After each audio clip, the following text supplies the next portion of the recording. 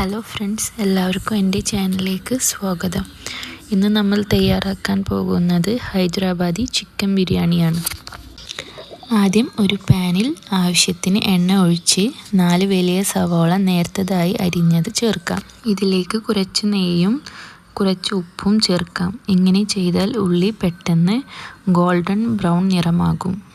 ഇപ്പോൾ നമ്മുടെ ഉള്ളി ഏകദേശം ഒരു ബ്രൗൺ നിറമായിട്ടുണ്ട്. നല്ല ക്രിസ്പി ആയാൽ ഇത് നമുക്ക് മാറ്റി വയ്ക്കാം.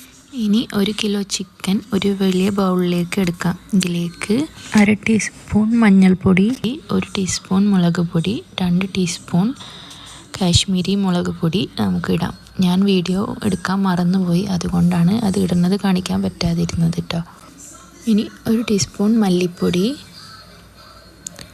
1 ടീസ്പൂൺ ഗരം മസാലപ്പൊടി, പിന്നെ എൻ്റെ അടുത്ത് ഷാജീരകം ഇല്ലാത്തതുകൊണ്ട് 1/2 ടീസ്പൂൺ പെരുംജീരകപ്പൊടിയും 1/2 ടീസ്പൂണ് നല്ല ജീരകത്തിൻ്റെ പൊടിയാണ് ഞാൻ യൂസ് ചെയ്തിട്ടുള്ളത്.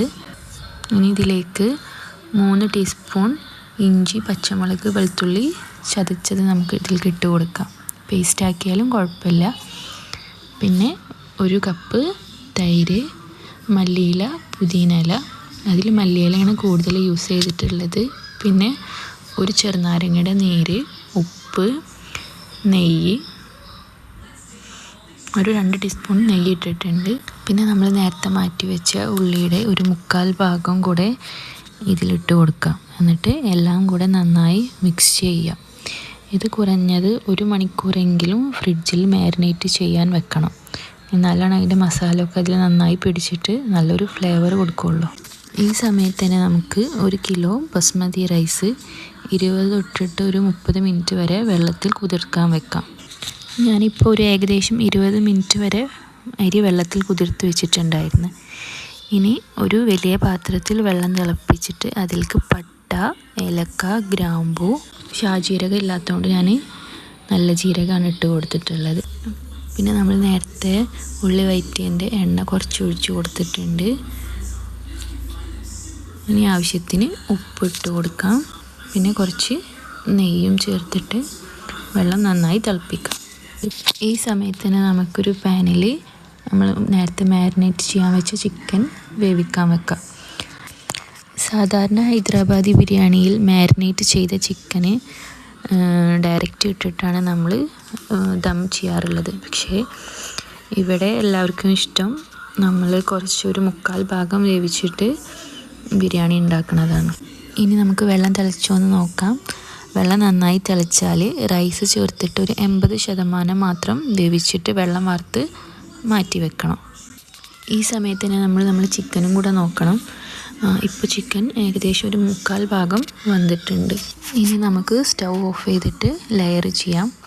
ഈ ചിക്കൻ്റെ മേലേക്ക് നമ്മൾ മാറ്റി വെച്ച റൈസിൻ്റെ പകുതി ഇട്ട് കൊടുക്കാം.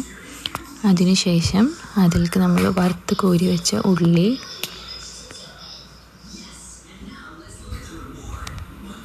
മല്ലിയില, പുതിന ഇല, കുറച്ച് ഗരം മസാല പൊടി, ഇനി പാലിൽ സാഫ്രോൺ കുതിർത്തത് കുറച്ച് നമുക്ക് ഒഴിച്ചു കൊടുക്കാം. കുറച്ച് നെയ്യ്. ഇനി ബാക്കിയുള്ള റൈസ് നമുക്കിതിൻ്റെ മേലെ ലെയർ ചെയ്ത് കൊടുത്തിട്ട് സെയിം പ്രോസസ്സ് തന്നെ ഒന്നും കൂടെ ചെയ്യാം. സാഫ്രോണും പാലും കൂടെ ഇട്ടുള്ള മിക്സ് നമുക്ക് ഒഴിച്ചു കൊടുക്കാം. അതില്ലാന്നുണ്ടെങ്കിൽ വെള്ളത്തിലോ പാലിലോ മഞ്ഞൾപ്പൊടി കലക്കിയിട്ട് ഒഴിച്ചാൽ മതി. കുറച്ച് ഗരം മസാലപ്പൊടി, നമ്മൾ വറുത്ത് കോരി വെച്ച ഉള്ളി,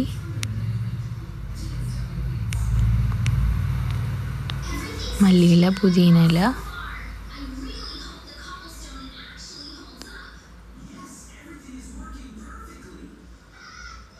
കുറച്ച് നെയ്യും കൂടെ അതിൻ്റെ മേലെ ഇട്ട് കൊടുക്കാം.